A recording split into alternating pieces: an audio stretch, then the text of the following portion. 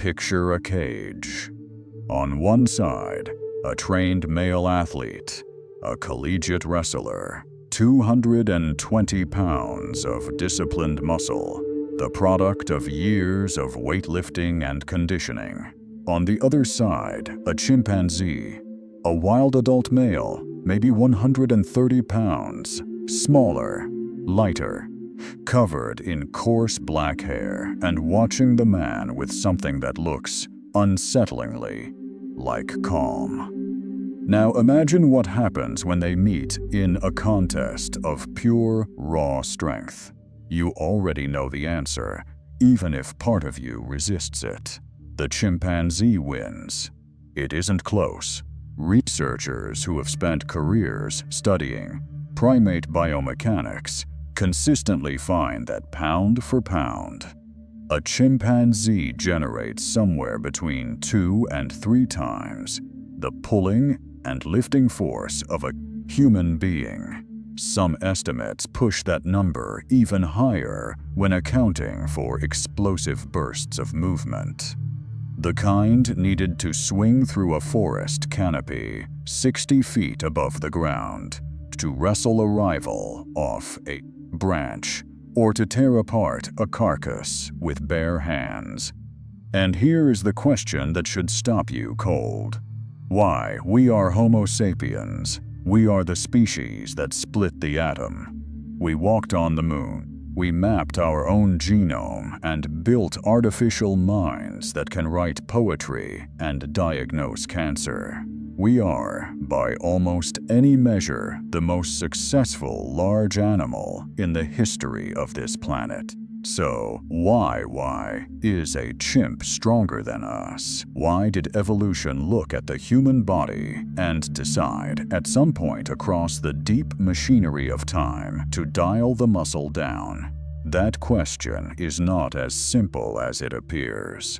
And the answer is far stranger and far more profound than anything you might expect. Because the answer is not really about weakness at all.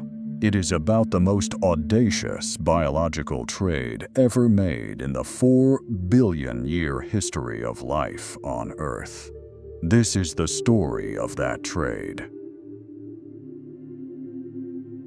To understand what humans gave up, you first need to understand what our ancestors once had. And that means traveling back, not metaphorically, but literally, into the fossil record, into the layered sediment of ancient lake beds and cave floors, where the bones of our predecessors lie, waiting, each one a small piece of a very long letter written in calcium and collagen. The bones tell a story that surprises people the first time they hear it. Early members of the human lineage, species like Homo heidelbergensis, or the robust Australopithecines that preceded them, had skeletons built with significantly more bone mass in the arms and shoulders than modern humans carry. The shafts of the arm bones were thicker. The attachment points where major muscles anchored were more pronounced, more roughened. These are the biological signatures of constant heavy use. When a muscle pulls on a bone repeatedly over years, the bone responds. It reinforces itself at the point of stress, like a bridge engineer adding support under a load-bearing column. Those reinforcements leave marks that survive in fossils for hundreds of thousands of years. What those marks tell us is that early humans were doing something that modern humans do not do nearly as often. They were climbing. Not recreationally, not for fitness. They were climbing because their survival sometimes depended on reaching a branch, hauling a food source out of a tree, or escaping a predator by getting off the ground fast. The upper bits of these early relatives were built accordingly. Now, walk forward in time through the fossil record, through the long sequence of human species that followed one another across millions of years, and watch what happens to those bones. They gradually become lighter.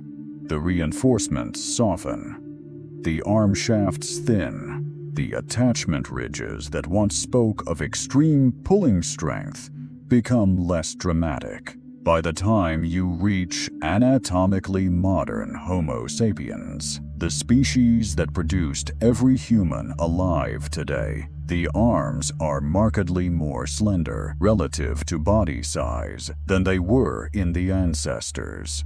This is not a random pattern, it is directional. The fossil record does not show a fluctuation. Strong for a while, then weak, then strong again. It shows a one-way drift toward a body that invests less in brute upper body power and more in something else.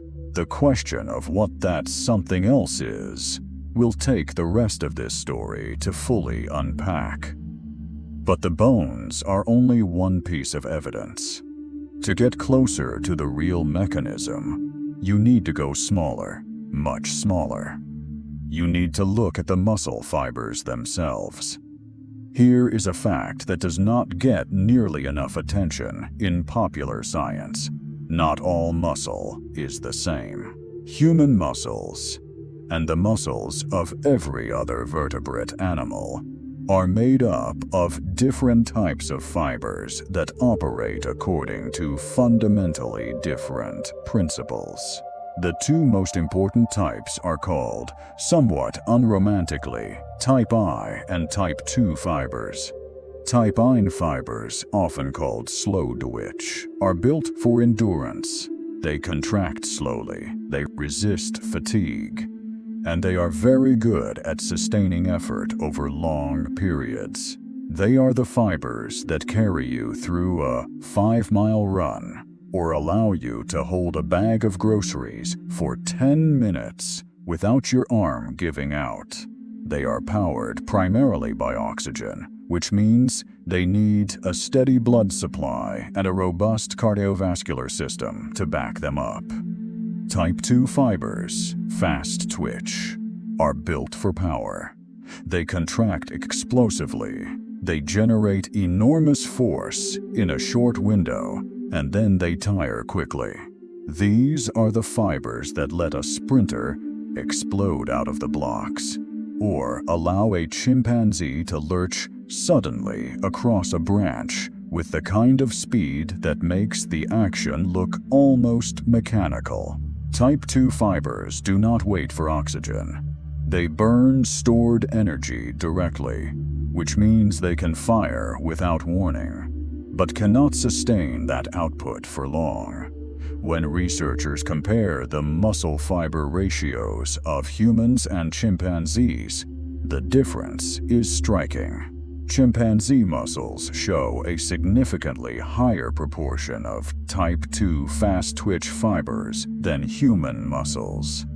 Our muscles lean much more heavily toward the slow-twitch end of the spectrum. This is not a minor variation. It represents a fundamental architectural difference in how the body is designed to produce and use force. A chimpanzee is built like a drag racer. Short bursts, explosive acceleration, massive output over a brief window. A human is built more like a long-haul diesel truck. Not as fast off the line, not as dramatic in any single instant, but capable of traveling enormous distances without breaking down. The question, once you see it clearly, is not whether humans gave something up. They obviously did. The real question is what they received in return, and whether that exchange was, in any meaningful sense, worth it. The short answer is, it was the best trade in the history of life. But to understand why, you need to confront a subject that is, in every possible sense, mind-bending. There is an organ sitting inside your skull right now that is By any reasonable biological standard, absurd. It weighs approximately 3 pounds. It represents roughly 2% of your total body weight. And yet, at this very moment, it is consuming somewhere between 20 and 25% of everything your body burns in a day. Not just when you are solving equations or reading complex texts. Right now, while you are sitting still, while your eyes are moving across this page, while part of your mind is perhaps wondering, your brain is running at nearly full metabolic intensity, pulling fuel from your bloodstream at a rate that no other organ in your body comes close to matching. To put that in perspective, your heart, the organ that never stops, that beats 100,000 times a day, that pumps 5 liters of blood per minute, uses roughly 7% of your resting energy. Your brain uses 3 times that, while appearing to do nothing more dramatic than keep you conscious. This is not a small detail. This is one of the most consequential biological facts about our species. And to understand why it matters for the story of human strength, you need to understand a principle that sits at the very foundation of evolutionary biology. The body's energy budget is fixed. At any given moment, the total amount of energy available to a living organism is limited by what it can absorb from food, how efficiently it can store and mobilize fuel reserves, and how much metabolic machinery it is carrying. Those limits are hard. Evolution cannot simply decide to add more energy without cost. Every calorie that flows to one system is a calorie that does not flow somewhere else. This is what biologists call a metabolic trade-off, and it is one of the most powerful and underappreciated forces in the entire history of evolution. Consider what it actually means in the human context.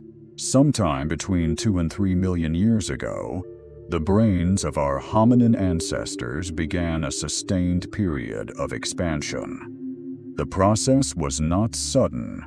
Nothing in evolution ever is. But across the long sweep of geological time, the average brain volume of creatures in the human lineage roughly tripled. From the modest endocranial capacity of early Australopithecus, through the intermediate volumes of Homo habilis and Homo erectus, to the large and elaborately folded brain of anatomically modern Homo sapiens, the trajectory was relentlessly upward.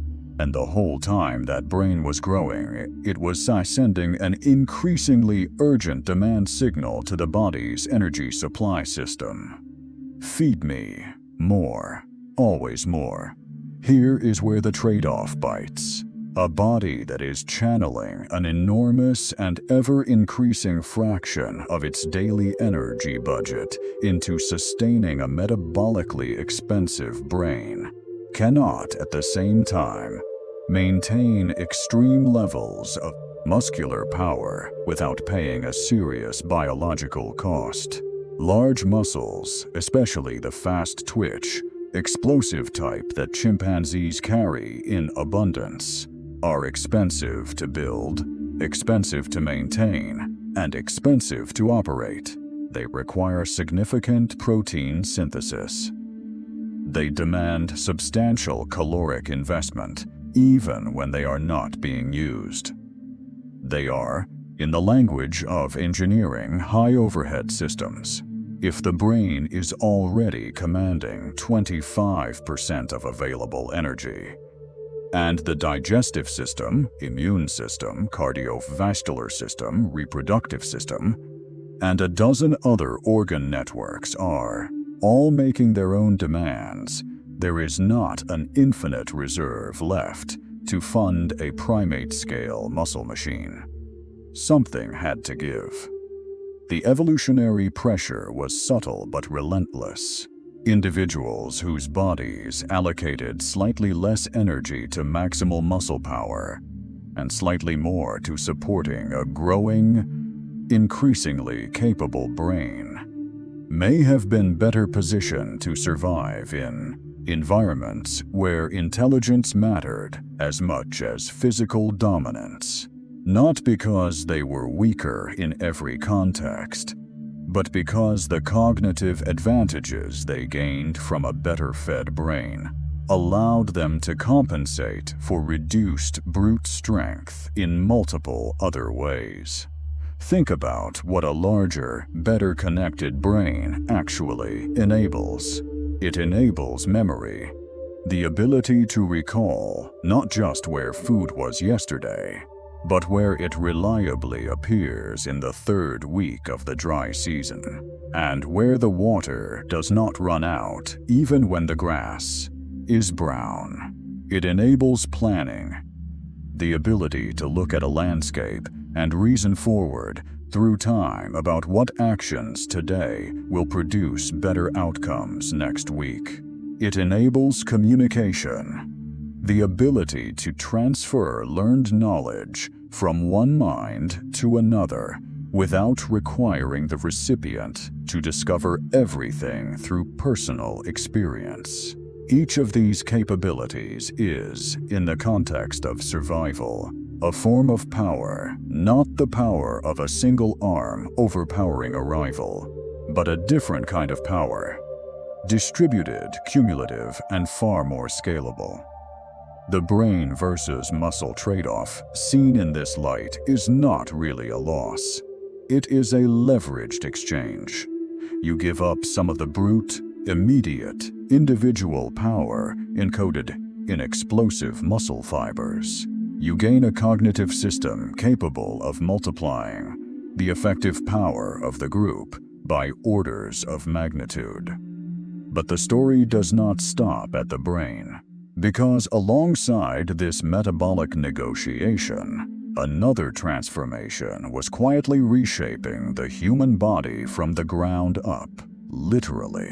There is a subtler dimension to the energy tax that deserves its own moment of attention. When researchers measure the metabolic cost of brain tissue versus muscle tissue at rest, they find something interesting. Gram for gram, brain tissue burns far more fuel than muscle tissue. This means that as the brain expanded across evolutionary time, its caloric demand grew faster than its weight would suggest.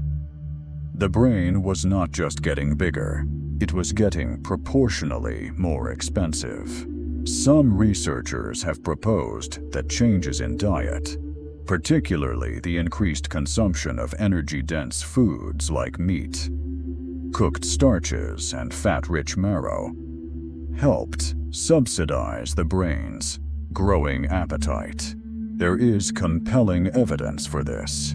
The teeth and jaws of later Homo species are smaller and less robust than those of earlier relatives, consistent with consuming softer, more processed food. Fire, which appears in the archaeological record at least 1 million years ago, and possibly much earlier, would have dramatically increased the caloric yield of many plant and animal foods by making them easier to digest. In this view, cooking is not merely a cultural achievement. It is, in part, a biological one. By unlocking more energy from the same amount of food, cooking may have helped fuel the expanding brain without requiring an equal and opposite reduction in muscle mass. But even with dietary subsidies, the budget remained constrained. The energy tax of a large brain was real, and the body adapted to meet it in ways that show up unmistakably in the bones and fibers of every human being alive today. Forget for a moment everything you think you know about human physical ability. Forget the comparison to chimpanzees and their explosive strength. Forget the image of our ancestors as fragile, relatively helpless creatures stumbling through a world of more powerful predators and competitors, and instead, try to hold this single image in your mind. A human being running across an open plain in the heat of an African afternoon. Not sprinting, not accelerating through a short burst before collapsing into exhaustion. Running steadily, rhythmically, hour after hour, mile after mile, in the kind of heat that forces lions and hyenas to lie in the shade and wait. Running with a loose, almost mechanical efficiency. Sweating in a continuous film across every inch of exposed skin, with each bead of moisture pulling heat away from the body as it evaporates into the dry air. This image, far more than any comparison of muscle fiber ratios or brain metabolic costs, captures something essential about what human beings actually are. We are, in a biological sense that most people have never fully reckoned with, the greatest endurance machines that natural selection has ever produced among the large vertebrates. And understanding why, understanding the precise anatomical and physiological innovations that made this possible, is essential to understanding the trade that evolution made on our behalf. Start with sweat. It sounds mundane, even slightly undignified. But sweating the way humans sweat is, among primates, extraordinary. Chimpanzees sweat, but not efficiently, not across their entire body surface, and not with the cooling capacity that allows sustained activity in high heat. Most large mammals rely primarily on panting to dump excess body heat. Panting works well in short bursts, but it has serious limitations. It ties the breathing rate to the cooling mechanism. It loses water from the respiratory tract rather than the skin, and it does not scale well to sustained aerobic activity, because you cannot pant and breathe efficiently for running at the same time. Humans solved this problem. We evolved the most acrine, sweat gland-dense skin in the primate world. Somewhere between 2 and 4 million individual sweat glands distributed across the body surface. When we exercise, these glands activate in waves, producing a thin film of moisture that evaporates from the skin and carries body heat away with remarkable efficiency. The system works best in hot, dry conditions, precisely the conditions of the African savanna where much of our evolutionary history unfolded. This cooling architecture means that a human being can continue sustained aerobic activity in heat that would force other mammals into thermal distress. While a horse or a wildebeest must slow down and pant in the midday sun, a human can maintain a steady pace. While a predator built for explosive speed, a cheetah, a lion, even a wild dog, must eventually stop and rest before its body temperature reaches dangerous levels. A human can keep going. Now, combine this cooling system with the structural adaptations of the human skeleton for upright, efficient bipedal locomotion, and you begin to see the complete picture. The human spine does not run horizontal, like the spine of a quadruped. It rises vertically, balanced above the hips, with a series of natural curves that act as a shock-absorbing spring system. Each step during running compresses and releases these curves in a rhythmic cycle that helps propel the body forward while damping impact. The head, perched at the top of this vertical column, is stabilized by a network of muscles and ligaments, including the uniquely human nuchal ligament, a tough elastic band at the back of the neck that does not exist in chimpanzees, that prevent it from pitching forward with each footfall. This means a human can run while keeping the eyes focused and the head stable, scanning the environment without losing balance. The legs have elongated relative to the arms, increasing stride length and reducing the energy cost of each step. The gluteus maximus, the large muscle of the buttocks, is, in humans, dramatically larger and more powerfully connected than in any other primate. It performs a function in running that goes far beyond what its modest role in walking might suggest. It acts as a stabilizer and extensor that keeps the torso from pitching forward during each forward stride. Chimpanzees have relatively small gluteal muscles because they do not run upright. Humans have enormous ones because we do, and because every running stride demands their activation. The Achilles tendon, the thick cord connecting the calf muscles to the heel bone, is, in humans, long, thick, and highly elastic.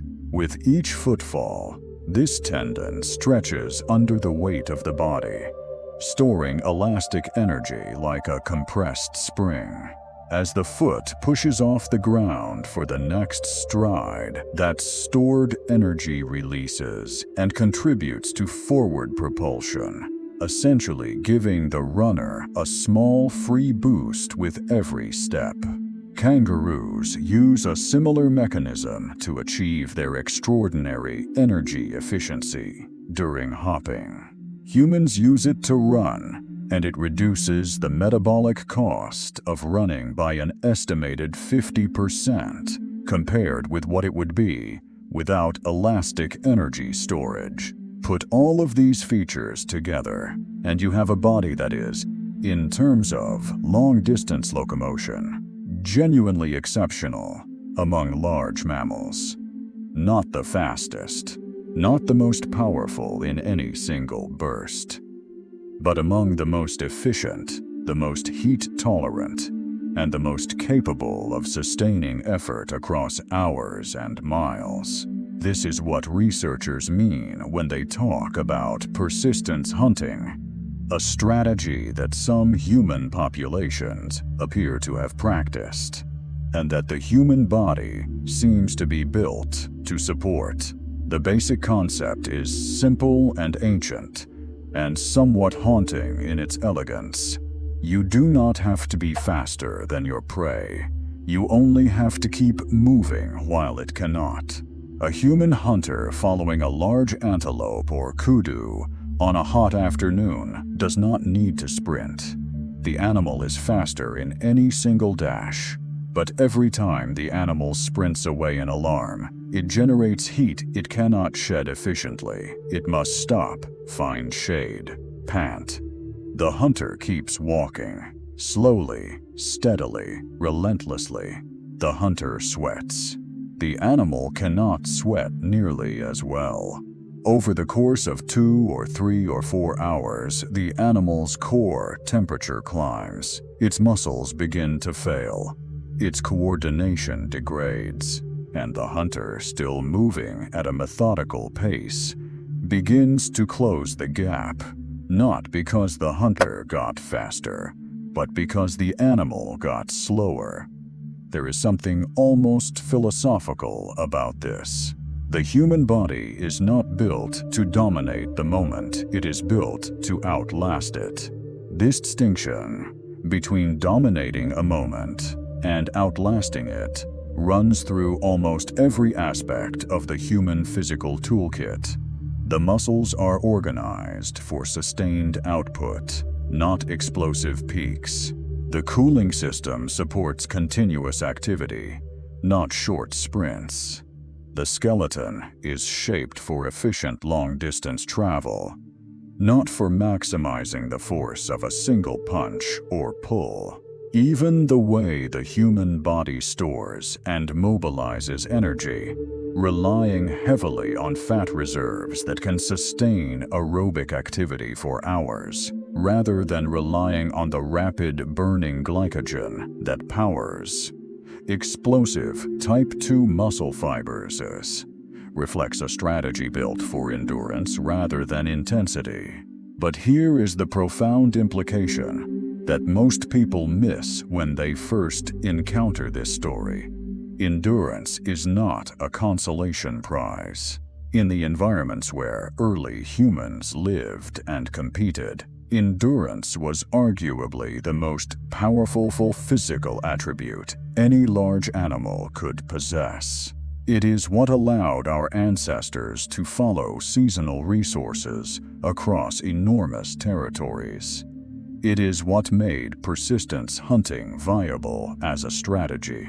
It is what let a relatively small, relatively unmuscled primate travel farther in a day than almost any competitor in its ecosystem. The exchange was not weakness for strength. It was one type of strength for another, a type that operated across time rather than across a single explosive instant. But even this is not the full story, because the human body was not only being shaped by the demands of locomotion and thermoregulation, it was simultaneously being reshaped by an emerging technology that would, across tens of thousands of years, fundamentally alter the relationship between human muscles and the physical world. About 2.5 million years ago, somewhere on the African continent, a member of the human lineage picked up a stone, held it carefully in one hand, and struck it against another stone at a precise angle. A sharp flake broke away. The creature examined it, whether with anything resembling the conscious curiosity we would recognize, we cannot say, and then used that edge to do something the unmodified hand could not accomplish as effectively. In that moment, without fanfare or witnesses, a revolution began. Not a revolution in the familiar, dramatic sense.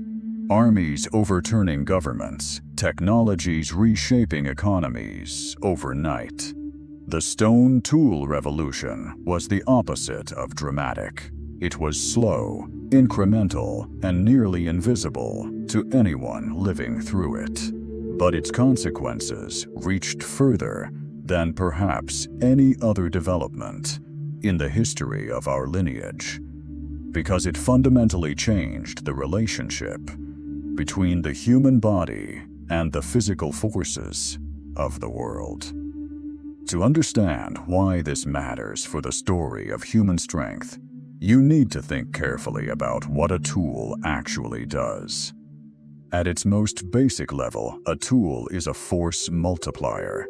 When you hold a sharp stone edge and draw it across a piece of animal hide, the cutting happens not because your hand is strong enough to tear through leather, which it mostly is not, but because the geometry of the sharp edge concentrates the pressure you apply into an extraordinarily small contact area. Pressure equals force divided by area. If you reduce the area to nearly zero, even a modest force generates an enormous local pressure, far beyond what the tissue can resist.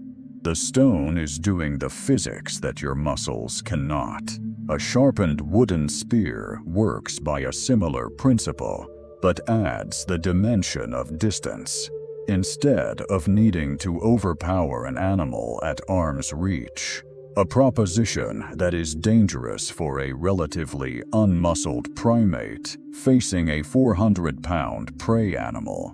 The spear allows force to be delivered from a distance that keeps the hunter out of the animal's range of retaliation. The human arm, mediocre at generating brute grip strength compared to a chimpanzee, becomes a delivery system for a pointed projectile. The tool converts the arm's rotational reach and moderate throwing power into something far more dangerous than the arm could produce alone. Fire accomplishes something even more profound. By applying heat to food, early humans initiated chemical changes that broke down tough fibers, denatured proteins, and liberated calories from plant starches that would otherwise pass through the digestive system largely unused. The result: the same amount of food yielded more energy with less digestive work. The jaw and teeth, biological tools in their own right, no longer needed to be as powerful. And indeed, the trend in the fossil record is clear. As evidence of fire use increases, the average size of the teeth and jaw muscles in human ancestors decreases. The body was outsourcing some of its food processing work to technology. This pattern, biological capacity declining as technological capacity expands, shows up across the entire history of human tool use. And it has a direct and underappreciated impact on the story of human muscle. Here is the key insight. When the survival value of a trait declines, the evolutionary pressure to maintain that trait weakens. Natural selection is not a conservationist. It does not preserve features just because they were once useful. If the selective advantage of extreme upper body strength diminishes, because tools allow tasks that once required brute force to be accomplished with precision and moderate effort, then the intense selection pressure that maintained that strength in earlier generations relaxes. This does not mean the trait disappears immediately. Evolution has a long, slow metabolism. Changes that take thousands of generations to accumulate do not reverse in a century. But across the vast timescales of human evolution, even small reductions in the selective advantage of a costly trait can produce significant changes in the population over time. And extreme upper body muscle mass is genuinely costly. Building muscle requires protein. Maintaining muscle requires constant caloric investment. Replacing damaged muscle fibers requires metabolic resources. A body carrying less of this costly tissue in an environment where tools allow it to accomplish the same outcomes with less brute force can redirect those resources elsewhere, to the brain, to the immune system, to reproductive investment, to the long-distance locomotion that was simultaneously becoming more important. The archaeological record tracks the increasing sophistication of tools with remarkable clarity.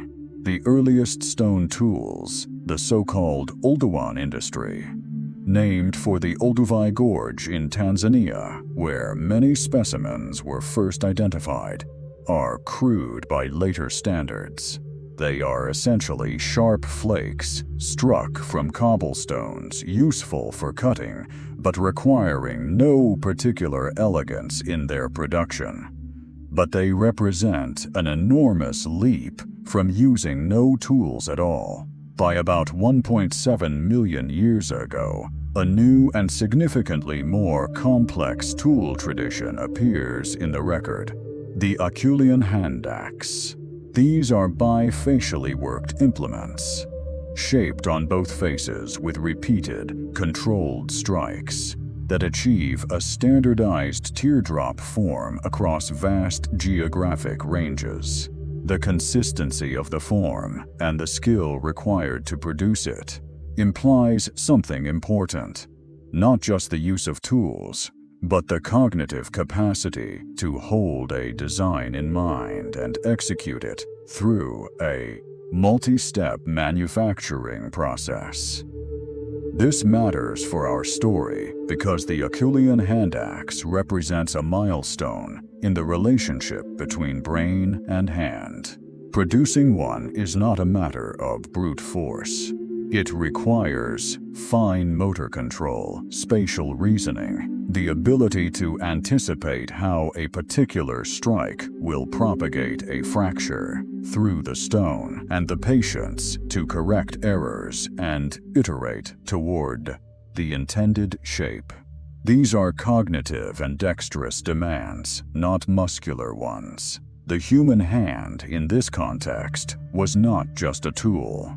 It was the interface through which an increasingly sophisticated brain interacted with the physical world. And as that interface became more important, as the demands placed on it shifted from grip strength dominant activities toward precision dominant ones, the evolutionary pressures acting on the arm and hand shifted accordingly.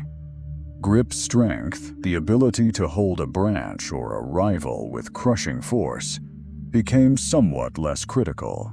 Fine motor control, the ability to hold a flake at exactly the right angle, to apply exactly the right amount of pressure in exactly the right direction, became more critical.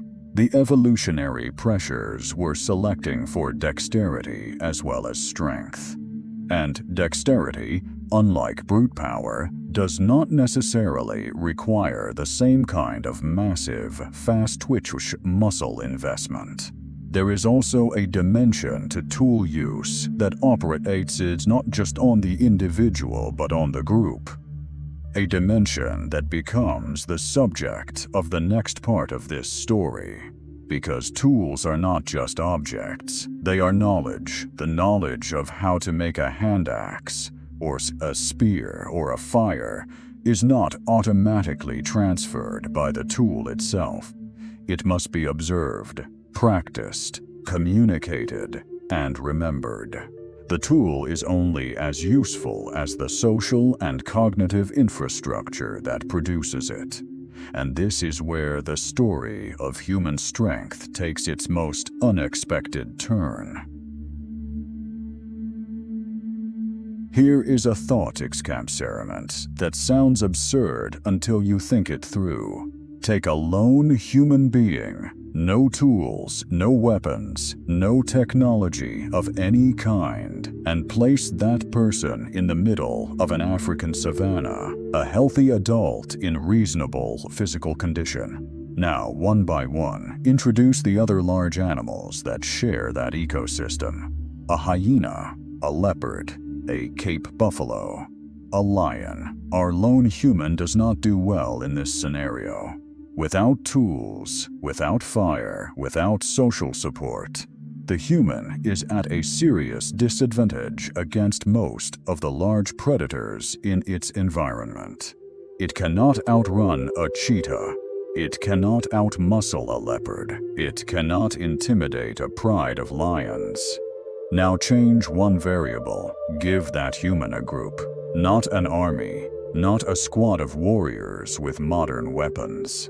Just 8 or 10 other humans, coordinating their behavior, communicating with each other, carrying simple tools and sharing information about the landscape. Watch what happens to the threat calculus for every other animal in that ecosystem. The hyena retreats. Hyenas are opportunistic and intelligent. They do not engage groups of humans if there is an easier alternative.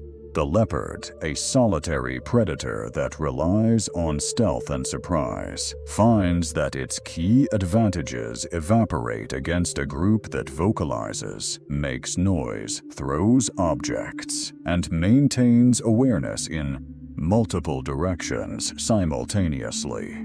The Cape buffalo may still be dangerous. Large herbivores can be unpredictable. But a coordinated group of humans has options a lone individual does not. Distraction, flanking, the ability to drive the animal rather than fight it head-on. Even the lion, the apex predator of the savannah, must recalculate. Lions do kill humans, but lions are also rational actors in the ecology of energy. They attack prey that offers the best ratio of caloric return to risk of injury. A coordinated group of humans that throws rocks, makes noise, and actively threatens the lion is not a good target. The risk is too high. The lion moves on. What just happened in that thought experiment? A collection of individuals who are each physically weaker than most of the large animals around them became collectively more dangerous than any of those animals.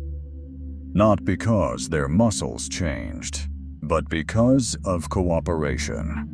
This is the social multiplier, and it is arguably the most powerful force in the entire story of human evolution. The logic of the social multiplier is straightforward, but its implications are staggering.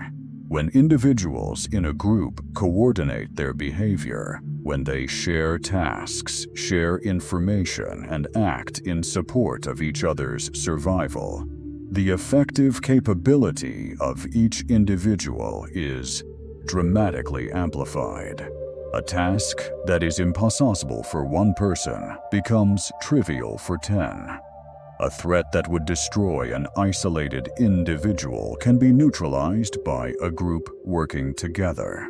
For humans, this coordination is enabled by cognitive and social capacities that have no real parallel in the rest of the animal kingdom. Language, or at least the proto-linguistic communication of early humans, allows information to flow between individuals in real time. One person spots danger and signals the rest. One person discovers a food source and shares the location. One person knows a technique for working stone and teaches it to others. This last point deserves particular attention. In most animals, skills and knowledge die with the individual who possessed them. A chimpanzee that learned an especially effective way to crack open a knot takes that knowledge to its grave when it dies. The next generation must rediscover the technique from scratch. Humans, uniquely among large-brained animals, have developed the ability to transmit complex learned knowledge across generations with high fidelity. Not just the broad strokes of a behavior, but the precise technique, the accumulated refinements of countless iterations. The embedded knowledge of what to do when the technique fails. This is what we call culture. And in the context of evolutionary biology, culture is nothing less than a second inheritance system, a way of passing adaptive information from generation to generation that operates independently of DNA. A genetic adaptation takes, at minimum, many generations to spread through a population. Cultural knowledge can spread across an entire group in a single afternoon. A child watching an elder nap stone tools learns in hours what took generations of natural selection to produce in the elder's lineage. The learning compresses the timescale of adaptation from thousands of years to a single childhood. This acceleration is, in the long view, one of the most important things that ever happened in the history of evolution. It means that the human lineage could adapt to new environments, not primarily by waiting for genetic change, a process measured in generations, but by learning and transmitting new behaviors, a process measured in lifetimes. When the climate shifted, When food sources disappeared, when a new challenge emerged, humans could respond through cultural innovation in a time frame that natural selection operating on genes alone could not approach. And critically, this entire system, the social multiplier, the cultural transmission of knowledge, the collective intelligence of the group, depends not on individual physical strength, but on the cognitive and social architecture of the human mind. On the capacity for empathy, which allows individuals to model the mental states of others and coordinate behavior accordingly. On the capacity for language, which allows complex information to be encoded and transmitted. On the capacity for teaching, which requires the ability to recognize what another individual does not know and find a way to communicate it. These capacities are not in the muscles, they are in the brain. And the brain, as we have seen, was competing directly with the muscles for the body's limited energy budget. There is something deeply elegant about this convergence. The very system, social cooperation and cultural transmission, that allowed humans to compensate for their physical weakness relative to other primates, is precisely the system that justified the evolutionary investment in a large, expensive brain that contributed to that physical weakness in the first place. The logic is circular in the best possible way. The brain justified the metabolic trade-off by enabling cooperation. Cooperation justified the brain by making it the most important survival tool in the ecosystem. This social dimension of human evolution also reshapes what we mean by strength in a fundamental way. In a world where survival depends on individual physical power, strength is straightforwardly about muscle and force. But in a world where survival depends on cooperation and collective intelligence, strength becomes something far more complex. It becomes the ability to inspire trust, to teach effectively, to coordinate group behavior, to remember and transmit knowledge across time. It becomes, in part, wisdom. Anthropological studies of hunter-gatherer societies, which provide our best available window into the social organization of early humans, consistently find that the most influential members of the group are not necessarily the most physically powerful. They are the ones who know the most, who teach the most generously, who maintain the widest networks of trust and reciprocity. Knowledge and social capital in these contexts are forms of power that can rival or exceed physical dominance. This makes evolutionary sense. In a group where survival depends on collective effort, an individual who makes the group more effective is more valuable than an individual who is merely strong.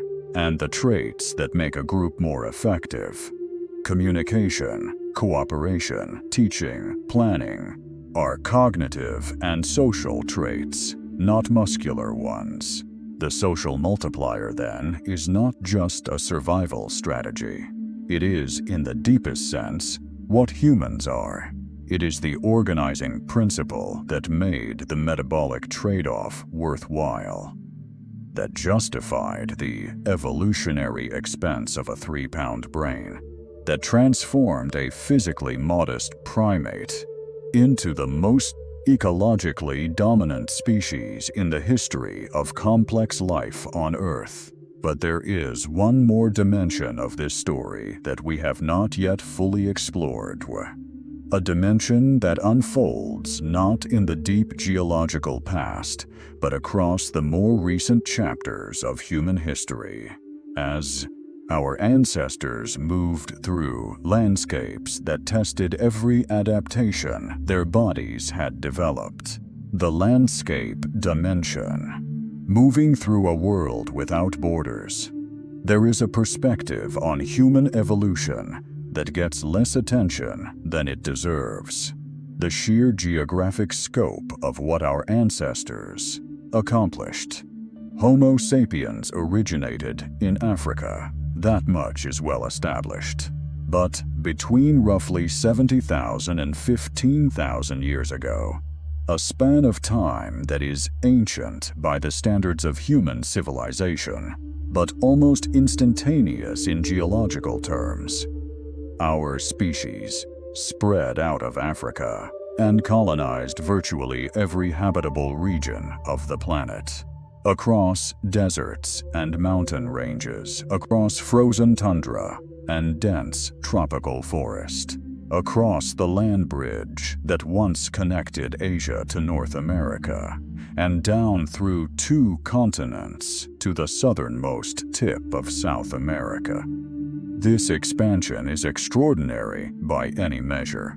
No other large mammal has accomplished anything remotely comparable in the same time frame, and it required, above all things, the ability to move, to travel across vast and varied landscapes, to adapt to environments radically different from the African savanna, where human anatomy was first refined, and to sustain that movement across generations as populations pushed into new territories.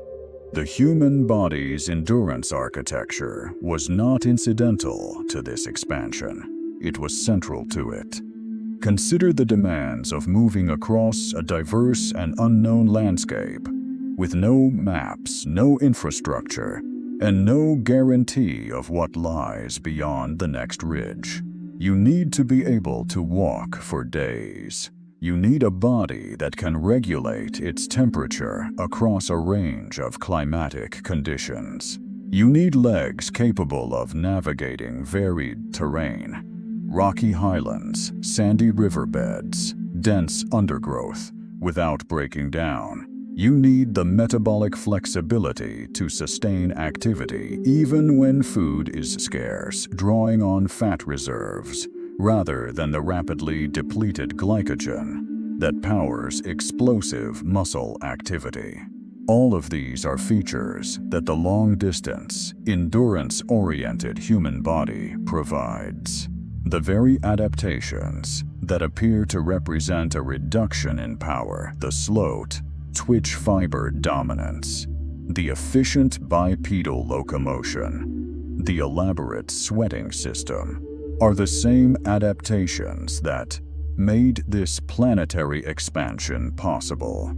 This geographic dimension also illuminates why the social multiplier was so critical.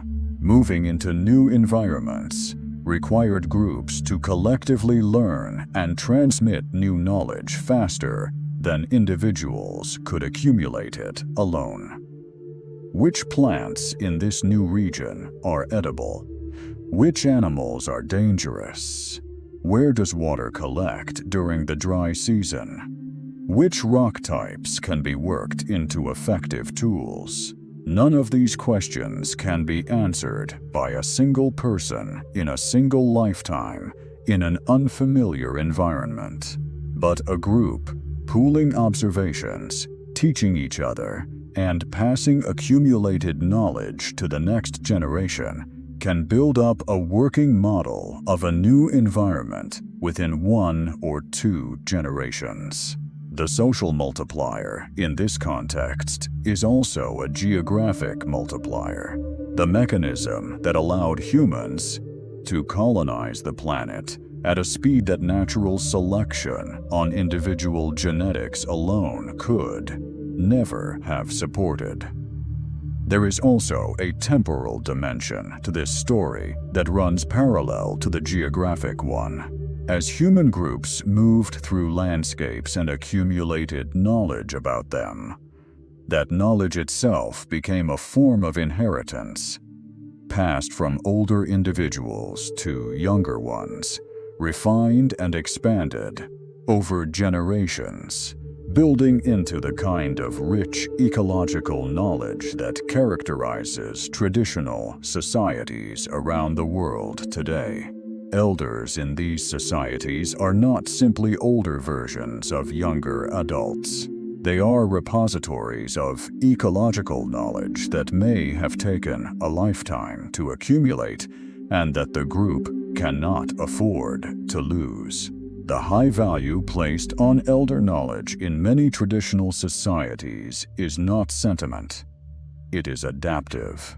It reflects the fact that in a world without writing, without databases, without recorded histories, the living memory of experienced individuals was the primary archive of the group's accumulated understanding of how to survive. This relationship between individual experience and group survival further reinforced the value of cognitive and social traits over pure physical power. A community that cared for its elderly members, that valued their knowledge enough to support them even when they could no longer contribute physically, was a community that preserved its accumulated ecological wisdom across generations. A community that discarded its elderly when they could no longer perform physical labor was a community that repeatedly lost its deepest archives. The evolution of extended human lifespan, the extended post-reproductive period that is unique to our species among primates, especially the phenomenon of menopause and the postmenopausal survival that characterizes human females, makes sense in this context. Grandmothers who can no longer reproduce can still transmit knowledge, still care for grandchildren, still teach. The genes that allow women to live long past reproductive age persist because those women make the group more effective at survival, even after they have stopped contributing directly to reproduction. This is the social multiplier extended through time, not just across individuals in the same generation, but across generations themselves. Knowledge flowing from grandparents to grandchildren, building a continuity that stretches back thousands of years and forward into an indefinite future. Physical strength does not do this. A stronger muscle dies with the individual who carries it. Knowledge, transmitted through language and teaching, can survive its original holder by millennia. The story of human strength can be read not only in the evolutionary logic we have been tracing, but in the direct physical evidence. The bones, tools, and biological measurements that researchers have accumulated over decades of careful work. This evidence does not simply confirm the narrative. It adds texture and specificity that no amount of theoretical reasoning can provide. Begin with the bones of the arms.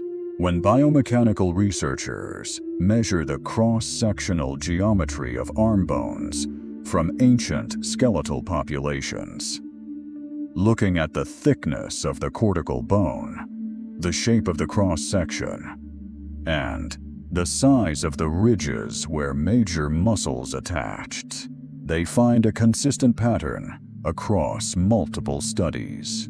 Earlier Homo populations, including Neanderthals and early modern Homo sapiens, show significantly more robust arm bones than contemporary humans.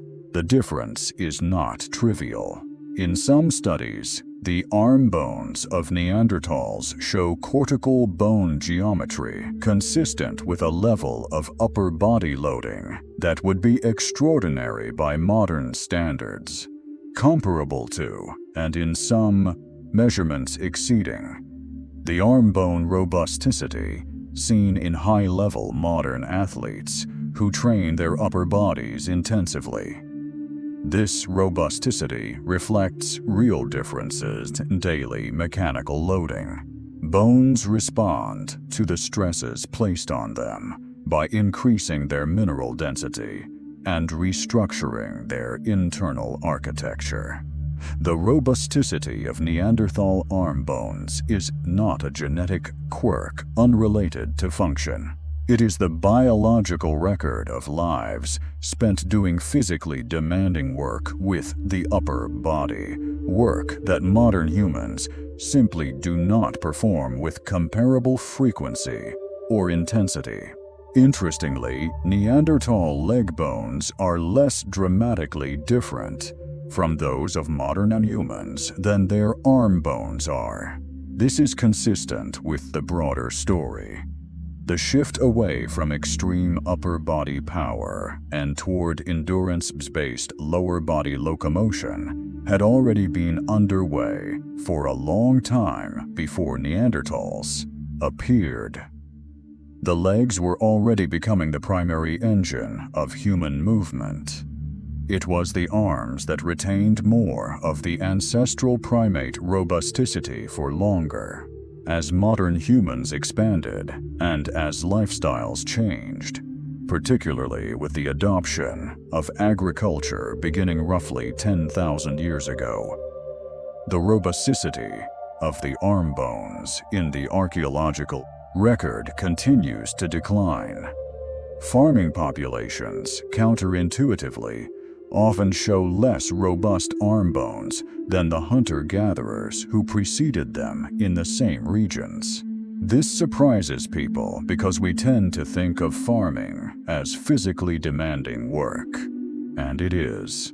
But much of the force in farming activities is applied through tools, plows, hoes, grinding stones, and through the lower body, walking fields, hauling loads.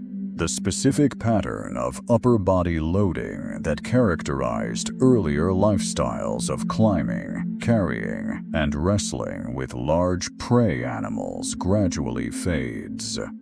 The tool record tells a parallel story. The sophistication and diversity of stone and bone tools increase dramatically across the archaeological record, from the simple flakes of the Oldowan to the standardized hand axes of the Acheulean, to the refined blades, points, and composite tools of the Upper Paleolithic. Each transition represents not just a technological advance, but a cognitive one. More sophisticated tools require more planning, more precise motor control, more accumulated and transmitted knowledge. The body was outsourcing more and more of its force requirements to technology, while the brain was absorbing more and more of the design and coordination work.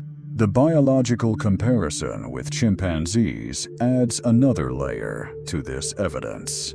Studies comparing the moment arms and fiber architecture of human and chimpanzee muscles, measurements that go beyond simple size to capture the mechanical advantage at which muscles operate, consistently find that chimpanzee muscles are configured for greater force output per unit of muscle mass. This is not simply a consequence of chimpanzees having more muscle. It reflects differences in where muscles attach along the bones, in the angle at which force is applied, and in the fiber type ratios within the muscles themselves.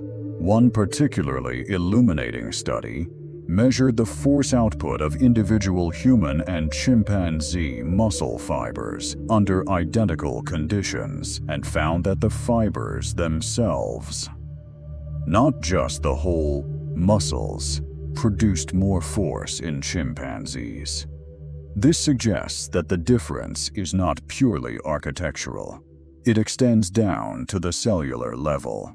Human muscle, at the fundamental level of the individual fiber, has been modified in ways that favor endurance and metabolic efficiency over maximal force production.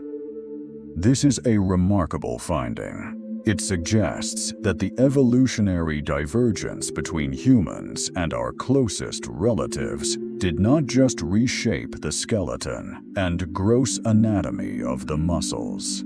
It reached into the biochemistry of the muscle cell itself. The modification is as deep as biology can go.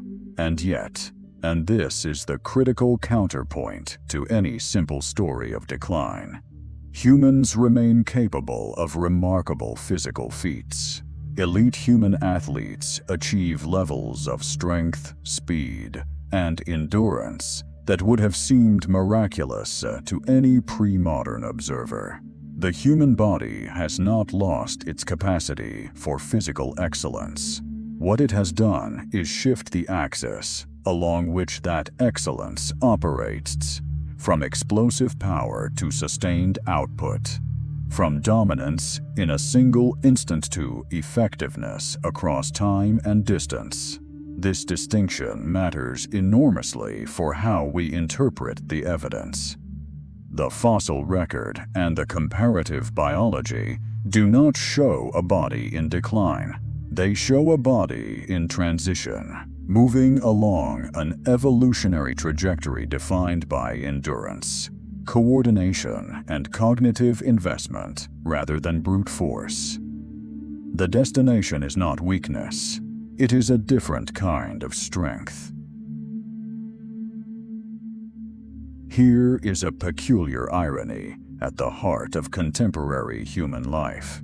The body that evolution designed over millions of years of relentless selective pressure for sustained physical activity across vast landscapes is now spending, on average, the overwhelming majority of its waking hours sitting still. The average American adult sits for somewhere between 6 and 8 hours per day, depending on how the measurement is taken. Add the hours spent lying down in sleep, and the hours spent in vehicles or on public transit, and the proportion of the day during which the human body is actually performing anything resembling the sustained locomotion it was designed for drops to a remarkably small fraction. This is not an indictment. It is a description of a mismatch, a gap between the environment in which the human body evolved and the environment in which most human bodies now operate. And this mismatch has consequences that researchers are still working to fully understand, but that are already clear enough in their broad outlines to be worth taking seriously. When muscles are not used, they atrophy. This is not a judgment or a moral failing. It is simple physiology. Muscle tissue is metabolically expensive to maintain, and the body is a thrifty accountant. If a muscle is not being called upon to perform, the body gradually reduces its investment in that tissue. The process is visible in anyone who has worn a cast for a broken bone. Remove the cast after 6 weeks, and the limb inside looks visibly smaller, weaker, and more fragile than the opposite limb. Extrapolate this principle across years of reduced physical activity, and you begin to understand the secular trends that researchers have documented in modern populations. Grip strength, a simple and widely studied proxy for overall muscle function, has been declining in measured samples of young adults in many developed countries over the past several decades. The trend is modest in any single measurement, but it is consistent across multiple studies and multiple countries. This does not mean humans are evolving to be weaker. Evolution operates on timescales of thousands of generations. The changes documented over the past several decades are the product of environmental change, not genetic change. What is declining is not the genome's capacity for muscular development, but the behavioral and environmental triggers that activate that capacity.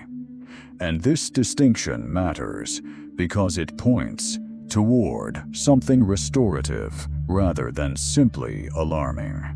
The genetic blueprint for the human body, including its capacity for muscular strength and endurance, has not changed meaningfully in the past 10,000 years, let alone the past 50. What has changed is the degree to which that blueprint is expressed. And expression is something that can, within limits, be influenced by behavior. Exercise science has established with considerable confidence that the human body responds to training with remarkable plasticity. Resistance training increases not just muscle mass but bone density, joint stability, connective tissue strength, and metabolic function. Aerobic training improves cardiovascular efficiency, mitochondrial density, and the body's ability to oxidize fat as fuel. The mechanisms that were shaped over millions of years of active life in demanding environments do not atrophy permanently. They wait, dormant, for the signal that they are needed. This is, in a sense, a hopeful finding. The trade-off that evolution made, exchanging explosive primate strength for endurance, cognitive investment, and social coordination, did not produce a body incapable of physical achievement. It produced a body capable of a different kind of physical achievement. One that must be deliberately cultivated in modern environments that no longer provide the automatic physical demands on prehistoric life. But there is a deeper question lurking beneath this practical one, a question that the entire arc of this story has been building toward, and that cannot be answered by exercise prescription or archaeological measurement alone. The question is this: if we trace the transformation of human strength from its origins in the tree-dwelling primates of 40 million years ago to the physically modest but cognitively extraordinary Homo sapiens of today, what does that transformation actually tell us about what it means to be human? What does it say about the nature of power and the nature of strength in the most fundamental sense? We began this story with a cage and a paradox: a 220-pound human athlete, a 130-pound chimpanzee, and the uncomfortable reality that the smaller animal would win any contest of raw physical force. That paradox was real, and we have spent considerable time understanding why it is real, tracing the metabolic trade-offs, the evolutionary pressures, the anatomical modifications, and the cognitive investments that produce this outcome across millions of years of natural selection. But in doing so, we have arrived somewhere that the original paradox did not anticipate.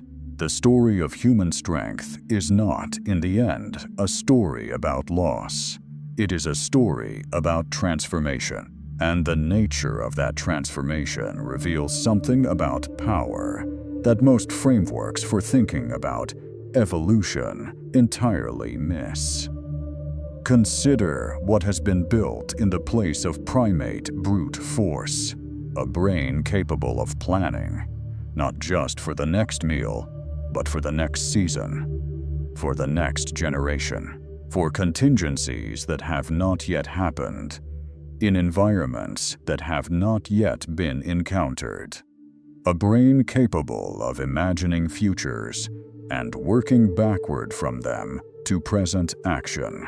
This capacity for prospective cognition, for living, in part in a future that does not yet exist, is something no other animal does in the way that humans do.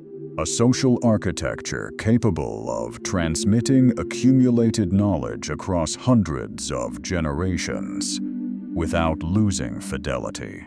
Every human alive today is the beneficiary of an intellectual inheritance that stretches back thousands of years, an accumulation of observations, techniques, conceptual frameworks, and hard-won lessons that no individual could recreate in a single lifetime. When a modern surgeon performs a procedure using techniques refined over a century of medical practice, or when an engineer designs a structure using mathematical principles developed over millennia, they are drawing on a form of power that has no analog in the physical world. It is power that belongs to no single body, but to the entire lineage.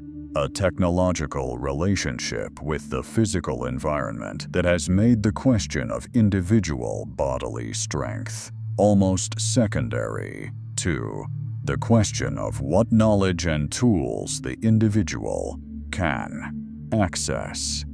A 100-pound person operating a modern machine can move more material in an hour than 1,000 Neanderthals could have moved in a week. The force is real. It is just no longer located in the body. A capacity for cooperation that allows collections of individuals, each one physically vulnerable, each one limited in knowledge and lifespan, to collectively accomplish things that dwarf the achievements of any individual or any other species, cities, agriculture, medicine, space exploration, the mapping of the human genome, the construction of the internet. These are not the achievements of strong individuals. They are the achievements of cooperative networks of individuals, none of whom could have come close to these outcomes alone. Seen from this perspective, what evolution built in place of chimpanzee scale brute strength is not a consolation prize. It is something categorically more powerful. It is a system, biological, social, and technological, for accumulating and deploying force across time and space in ways that no single body, no matter how muscular, could approach. The chimpanzee that would defeat a trained human athlete in a cage is genuinely physically stronger. In that cage, in that moment, this is absolutely true. But that chimpanzee cannot build a cage. It cannot design a locking mechanism. It cannot coordinate with other chimpanzees to construct a facility. It cannot train the athlete. It cannot write the story of the encounter. It cannot, in any meaningful sense, reach beyond the present moment into the future or the past. The human can do all of these things, and the capacity to do them is built from the same evolutionary material as the relative physical weakness that the cage scenario reveals. They are two faces of the same trade-off. This does not mean that physical strength is unimportant. The body still matters. Movement still matters. Health still matters. The endurance architecture that evolution built, the slow twitch fibers, the elastic tendons, the sweating system, the efficient bipedal gait, is genuinely valuable and genuinely worth cultivating. Bodies that move, that are challenged, that are asked to perform the activities they were designed for, are healthier, more resilient, and arguably more capable of the cognitive and social functions that make human beings what they are. The mind and the body are not separate systems. They are deeply coupled, and neglecting the body diminishes the mind in ways that are only beginning to be understood. But the deeper lesson of the evolutionary story we have traced is that strength is not a fixed thing. It is not simply the force a muscle can generate in a single instant. It is a relationship between a body, a mind, a social network, a technological toolkit, and the environment in which all of these operate together. What counts as strength depends entirely on what challenges must be faced and what resources are available to face them. In the environments where our primate ancestors first evolved, dense forest canopies, social hierarchies organized around physical dominance, survival depending on the ability to climb, pull, and overpower chimpanzee scale, brute strength was genuinely the most important physical attribute an individual could possess. In those environments, the ancestral investment in explosive muscle mass made perfect sense. In the environments where Homo sapiens evolved and thrived, open savannas covering hundreds of square miles, unpredictable climates, demanding flexible response, survival depending on the ability to travel, cooperate, innovate, and transmit knowledge across generations. A different portfolio of abilities became paramount, and the body adapted accordingly. The trade-off was not made consciously. Evolution does not plan, it responds. Each small genetic change that nudged the human body slightly further from the ancestral primate template persisted, not because it was chosen, but because, in the specific context of early human life, it produced slightly better outcomes, slightly more effective survival, slightly better reproduction, slightly more successful transmission of genes to the next generation. Across millions of such small changes, accumulated over millions of such generations, the human body became what it is today. Not the strongest primate, not the fastest runner, not the most dangerous in any single physical confrontation, but the most adaptable, the most cooperative, the most capable of learning and teaching, the most able to transform information into action and action into the reshaping of the physical world. The great trade has already been made. It was completed long before any of us arrived to observe it. The body we each carry is its product, a body designed not for a single moment of dominance, but for a lifetime of engagement with the world, and for a species-level project of understanding and reshaping that world that has been underway for at least 2.5 million years. That project has not ended. It is, in almost every meaningful sense, just beginning. And the question it leaves us with, the question that the paradox of the cage and the chimpanzee was always really pointing toward, is not why humans became weaker. That question has been answered.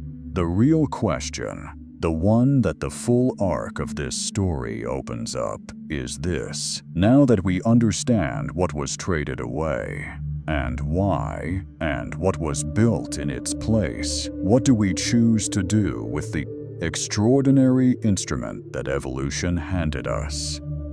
What does the most cognitively powerful species in the history of life on Earth decide to build, to learn, to transmit, and to become? That question does not have an evolutionary answer. It has only a human one. And that may be the most remarkable thing about us of all.